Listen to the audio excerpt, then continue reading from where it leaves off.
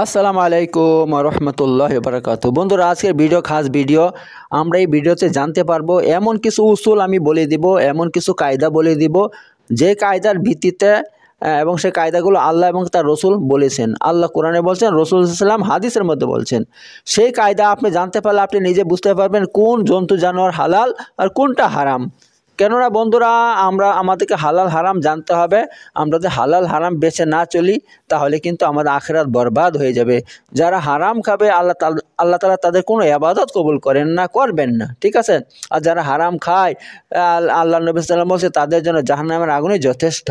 এত বন্ধু, অবশ্যই আমাদেরকে হালাল হারাম বেছে চলতে হবে। কারণ অনেক মানুষ বর্তমানে বিভিন্ন এমন দেশে যায়, ভ্রমণ করে যে দেশ কাফেরের দেশ, সেখানে হারাম খাবার পাওয়া যায় রেস্টুরেন্টের মধ্যে, হোটেলের মধ্যে। তা ওই সমস্ত খাবার যে আমরা খাই, তাহলে ভাই আখেরাত ধ্বংস বরবাদ হয়ে যাবে। এর জন্য আমাদেরকে হালাল হারাম বেছে চলতে হবে।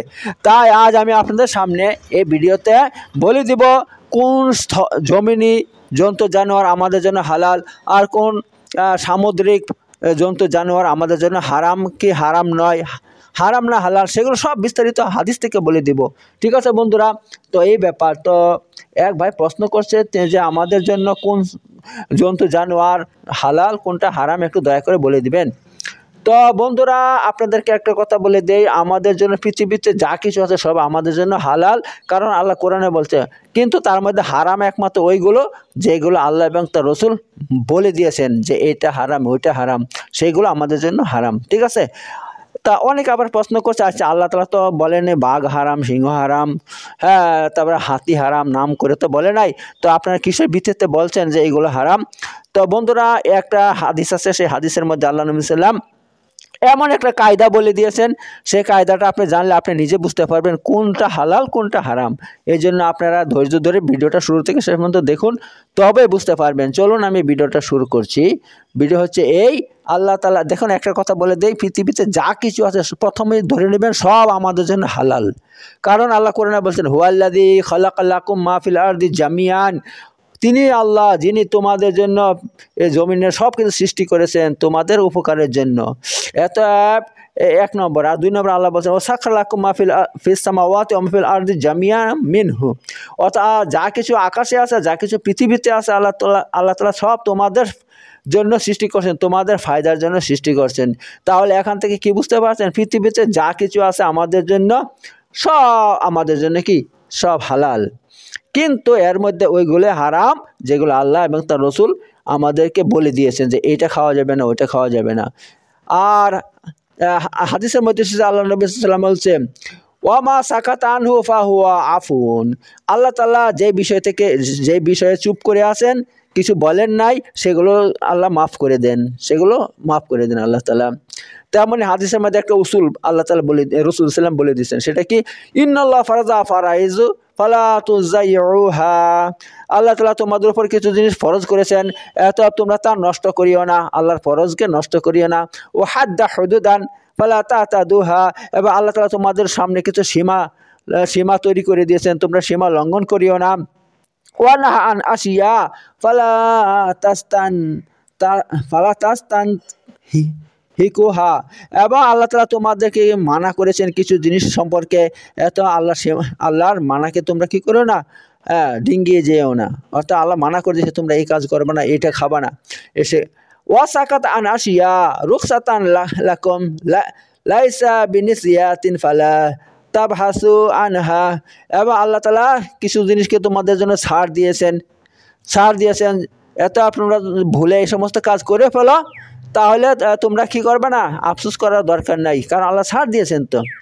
তো এর ভিত্তিতে আমরা এটাই বুঝতে পারছি যে পৃথিবীতে আল্লাহ যা কিছু সৃষ্টি করেন সব হালাল, সব হালাল। এবার আমাদের জন্য হারাম শুধু ওইটা যেইটা স্পষ্টভাবে কোরআন এবং হাদিসের থেকে প্রমাণিত হয়। যার হুরমত, যার হারাম হওয়া কোরআন এবং হাদিস থেকে প্রমাণিত হবে, সেটা আমাদের জন্য হারাম। তো বন্ধুরা, চলুন এবার শুরু করি হারাম কি কি, কোন কোন জন্তু জানোয়ার হারাম, স্থলের মধ্যে প্রথমে স্থল নিয়ে আলোচনা করব। স্থলের মধ্যে যে সমস্ত জন্তু জানোয়ার আমাদের জন্য হারাম তা জানবো কী করে?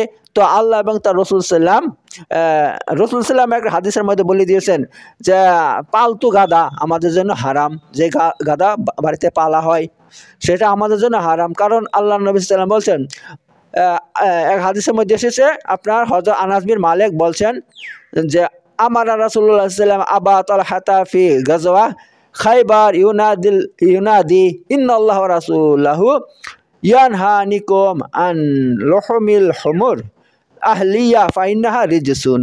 অর্থাৎ তিনি বলছেন যে আমাদেরকে খাইবারের যুদ্ধে রাসূল সাল্লাল্লাহু আমাদেরকে বলছেন, কি বলছেন? নিশ্চয় আল্লাহ এবং তার রসুল তোমাদেরকে নিষেধ করেছেন কি করতে? লহমুল হমরিল আহলিয়া, পালতু গাদার গোশত খেতে নিষেধ করেছেন। ফাইন্নাহা রিজসুন, কেন? এটা নাপাক, এটা হচ্ছে নাপাক। এত বন্ধুরা এগুলো নাপাক। এবার চলুন আমি একটা উসুল বলে দিচ্ছি আপনাদেরকে, একটা উসুল মানে একটা কায়দা বলে দিচ্ছি। ওই কায়দার ভিত্তিতে আপনি নিজে বুঝতে পারবেন কোন জন্তু জানোয়ার আপনার জন্য হালাল আর কোনটা হারাম। ঠিক আছে বন্ধুরা? আর কায়দাটা হচ্ছে এই, আল্লাহ নবী সাল্লাল্লাহু আলাইহি ওয়াসাল্লাম বলছেন, সহিহ মুসলিমের হাদিস। ঠিক আছে, সহিহ মুসলিমের হাদিস নম্বর হচ্ছে আপনার 1934 নম্বর হাদিস। সেটা হচ্ছে এই, কুল্লু জি নাবিন মিনাস সিবাই, প্রতিটা আপনার ওই যারা মানে সিবা মানে আপনার জন্তু জানোয়ার যারা কি করে? আপনার দাঁত দিয়ে শিকার করে। ঠিক আছে, কুল্লু জি নাবিন, ঠিক আছে, যারা দাঁত দিয়ে শিকার করে এমন প্রতিটা জন্তু জানোয়ার সেগুলো আমাদের জন্য হারাম। ঠিক আছে, আর তারপর বলছেন ওয়াকুল্লু জি মিখলাবিন মিনাত তয়রি, এবং পাখিদের মধ্যে প্রতিটা ওই পাখি যারা হাত এবং পা দিয়ে শিকার করে তারা, এগুলো আমাদের জন্য হারাম। ঠিক আছে বন্ধুরা? তাহলে এবার দাঁত দিয়ে কে শিকার করে? দাঁত দিয়ে শিকার করে আপনার যেরকমভাবে বাঘ আছে, ভালুক আছে, হাতি আছে, তেমনই বা যারা পা দিয়ে শিকার করে, হ্যাঁ, যারা পা দিয়ে শিকার, হাত পা দিয়ে শিকার করে, হাতি কিন্তু পা দিয়ে শিকার করে, এত হাতি আমাদের জন্য হারাম।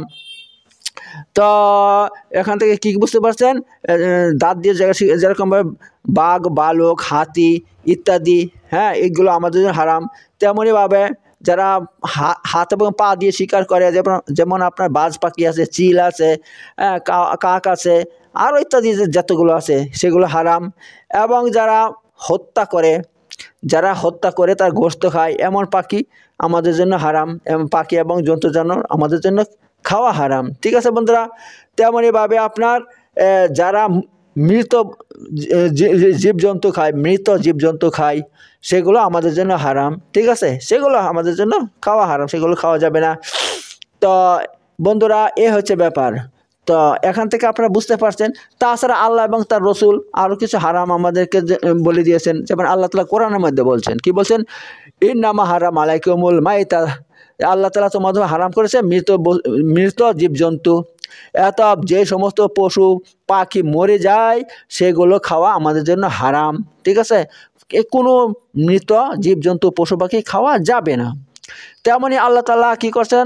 আপনার প্রবাহিত রক্তকে হারাম করেছেন। যেমন আল্লাহ কোরআনে বলছেন, সূরা আনআম আয়াত নম্বর 145, কুল লা আজিদু ফিমা উহিয়া ইলাইয়া মুহাররামান আলা তুআমিন ইয়াতামুহু ইল্লা ইয়াকুনা মাইতাতান আও দামা মাসফুহা।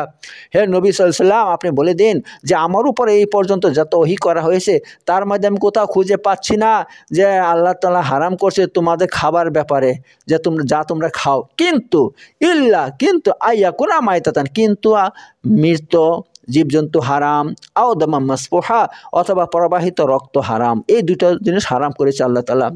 তারপরে আল্লাহ আর কি বলছেন? আও লাহমা খিনজির, এবং শূকরের গোশত হারাম ইত্যাদি খাওয়া হারাম। ঠিক আছে, তো এখান থেকে আল্লাহ এবং তার রাসূল বলে দিয়েছে এগুলো খাওয়া যাবে না। তো বন্ধুরা আপনারা কায়দা শিখে নিলেন যে জমিনের মধ্যে যে সমস্ত জীবজন্তু আছে কোনটা খাওয়া যাবে কোনটা যাবে না। আপনারা একটা কায়দা বলে দিয়েছি, হাদিস বলে দিলাম। ঠিক আছে, এই হাদিসের ভিত্তিতে আপনি নিজে বুঝতে পারবেন কোনটা হালাল কোনটা হারাম। এইবার সামুদ্রিক জন্তু জানোয়ার, সেই ব্যাপারে কি সমুদ্রের মধ্যে অনেক বড় বড় আল্লাহ তাআলা প্রাণী সৃষ্টি করছেন, সেইগুলো আমাদের জন্য কোনটা হালাল কোনটা হারাম চলুন সেই ব্যাপারে জেনে নেই। স্বয়ং আল্লাহ তাআলা সূরা মায়দার মধ্যে বলছেন, আয়াত নম্বর হচ্ছে 96 নম্বর আয়াতে আল্লাহ বলছেন, কি বলছেন? উহিল্লা লাকুম সাইদুল বাহরি ওয়া তাআমুহু মাতাআল লাকুম ওয়া লিসাইয়ারাহ। অর্থাৎ আল্লাহ তাআলা বলছেন যে তোমাদের জন্য সমুদ্রের প্রতিটা শিকারকে হালাল করা হয়েছে, খাওয়া হালাল করা হয়েছে।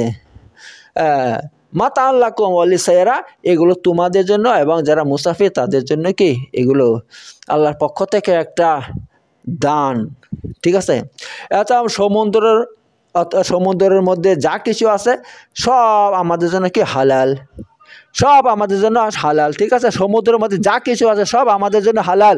কারণ হাদিসের মধ্যে এসেছে আল্লাহ নবী সাল্লাল্লাহু আলাইহি ওয়াসাল্লাম বলছেন হুয়া তুহুর মাউহু ওয়া মাউল হিল্লু মাইতাতাহু। আল্লাহ নবী সাল্লাল্লাহু আলাইহি ওয়াসাল্লাম বলছেন যে সমুদ্রের পানি সে তোমাদের জন্য পবিত্র, আর কি বলছেন হিল্লু মাইতাতুহু, এবং তার মধ্যে যত মৃত জিনিস মৃত জন্তু জানোয়ার থাকবে সেগুলো তোমাদের জন্য হালাল, সেটা তোমাদের জন্য হালাল। আল্লাহ তাআলা আবু দাউদের হাদিসের মধ্যে কথা বলা হয়েছে। ঠিক আছে, তো তিরমিজির মধ্যে হাদিসটা আছে, তিরমিজির মধ্যে হাদিসটা বর্ণিত হয়েছে।